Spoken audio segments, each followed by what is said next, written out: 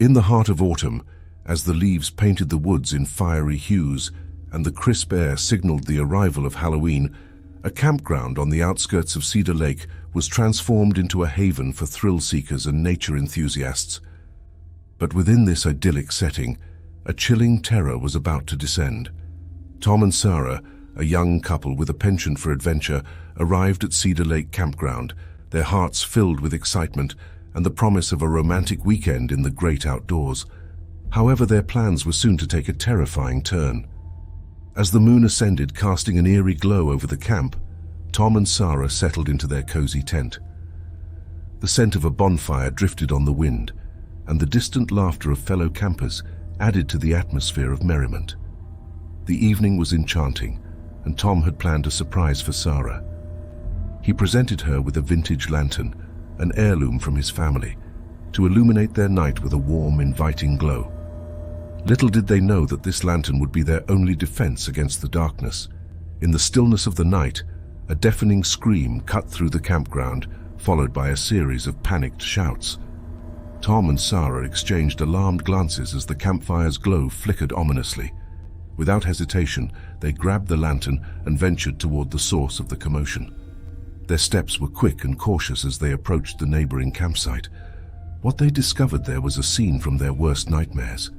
A man, clad in tattered clothing, was wielding a blood-stained axe, his eyes wide and wild.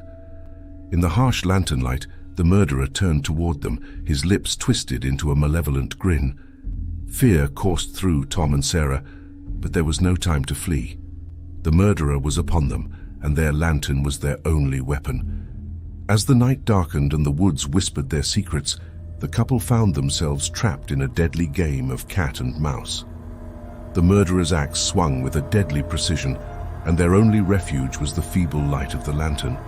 The murderer's eyes, though filled with madness, also contained a flicker of humanity, a hint of a tormented soul trapped within a monstrous vessel. Yet there was no time for compassion as they struggled to survive. Their breaths came in ragged gasps, and their hearts pounded in unison with the sinister rhythm of the axe. In a desperate bid for survival, Tom and Sarah managed to disarm the murderer, sending the axe flying into the darkness. But their ordeal was far from over. The murderer, now devoid of their weapon, was more menacing than ever.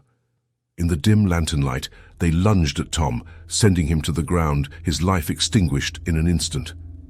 Sarah's cries of despair filled the night as she fought to escape the clutches of the deranged killer. With a final heart-wrenching blow, the murderer ended her life, leaving the campground tainted by their horrific deeds. As dawn broke, Cedar Lake Campground stood in solemn silence, a witness to the tragedy that had unfolded.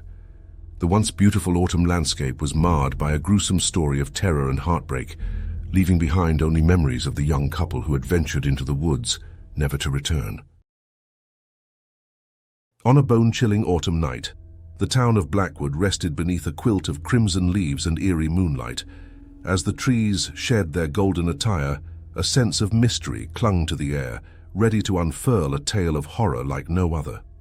Michael, a weary traveler with a penchant for adventure, had come to Blackwood seeking solace from his haunted past. He arrived in a town that, despite its serene facade, whispered ancient secrets that would soon consume him. As the night fell, Michael, cloaked in his worn leather jacket, embarked on a solitary trek into the sprawling woods that bordered Blackwood. The haunting calls of night creatures and the desolate echo of the wind in the trees painted a haunting symphony of the unknown. The forest had always called to him, and he yearned to uncover its mysteries. As Michael delved deeper into the woods, his footprints faded into the carpet of fallen leaves, and the trees seemed to whisper conspiracies to one another. He was a stranger in this enigmatic world, and the shadows watched him with their silent, unblinking eyes. Hours passed, and Michael realized he was hopelessly lost. Panic clawed at his throat, and the once familiar surroundings had transformed into a disorienting labyrinth. He tried to retrace his steps, but the woods had become a shifting, malevolent entity, blurring his path. Just when despair threatened to consume him, he stumbled upon a clearing in the heart of the forest. In its center, a gnarled, ancient oak tree stood, its bark marred with strange, twisted symbols. The sight sent shivers down his spine, and the realization struck that he was not alone. From the shadows emerged the wraiths of Blackwood, tormented souls from centuries past. Their eyes, hollow and lifeless, bore into Michael's very soul. They were the lost, the forsaken, and now they sought retribution for their eternal suffering. As the wraiths closed in, Michael's voice was a mere whisper, a prayer to a silent sky. The ghostly figures, deprived of their humanity, were driven by an insatiable hunger. They reached for him, their ethereal hands closing around his form, leaving him cold and breathless. In his final moments, Michael glimpsed the tragedy that had consumed the wraiths, a tale of betrayal and injustice that had left them to wander the woods for all eternity. With the last breath of his life, he joined their ranks, becoming a lost soul himself. Blackwood, forever silent, held within its depths the sad echoes of those who ventured too deep into its heart. The leaves fell, the moonlight danced, but the wraiths of Blackwood would forever be etched into the dark tapestry of autumn, their sad ending a haunting reminder of the town's spectral secrets. The town of Millbrook, nestled deep in the heartland of the Midwest, autumn had cast its spell. The once colorful landscape was now shrouded in the muted, earthy tones of fall. Millbrook was a place where time seemed to stand still, its residents blissfully unaware of the terror about to descend upon them. Lucas, an ordinary young man with an ordinary life, was about to become an unwitting protagonist in a story of horror that would forever change his life. One crisp October evening, as Lucas strolled down Millbrook's empty streets, the autumn leaves crunching beneath his boots, he couldn't shake the feeling that something was amiss. The town's eerie stillness hung heavy, as though it held its breath in fearful anticipation. A distant howl broke the silence, causing Lucas's heart to race. The chilling sound echoed through the streets, sending shivers down his spine. His eyes darted around, searching for the source, but there was nothing to be seen. Millbrook appeared to be deserted. As the moon ascended into the ink-black sky, Lucas's flashlight flickered to life, casting long, sinister shadows. He hesitated, but then followed the eerie call of the howl, a strange compulsion pulling him further into the darkened town. In the heart of Millbrook's abandoned park, Lucas stumbled upon a gruesome sight. The ground was stained with crimson, and there, beneath the pale glow of the moon, lay a dismembered body. Panic gripped him as he realized the town was being terrorized by a vicious predator. Fear gnawed at Lucas, but he couldn't tear himself away from the gruesome scene. It was then that he heard heavy, labored breathing behind him.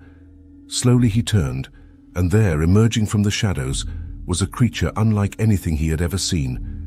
With blazing amber eyes and matted, blood-soaked fur, the monstrous figure resembled a grotesque wolf. Yet it stood upright on two legs, its form twisted and nightmarish. It was a werewolf, a creature from ancient folklore brought to life. Lucas's instincts screamed at him to flee, but his body was frozen in terror. The werewolf, its eyes filled with a feral hunger, stalked toward him. Lucas's flashlight trembled in his trembling hand as he stood face to face with this abomination. Yet beneath the beast's ferocious exterior, Lucas glimpsed a flicker of something human. Desperation, pain, and torment filled the creature's eyes. It was not just a mindless monster, it was a person trapped within the curse of the werewolf. Summoning every ounce of courage, Lucas extended his trembling hand, offering his flashlight's feeble beam of light. The werewolf hesitated, caught between its savage instincts and its longing for salvation. In that moment, Lucas saw a spark of hope in the creature's eyes.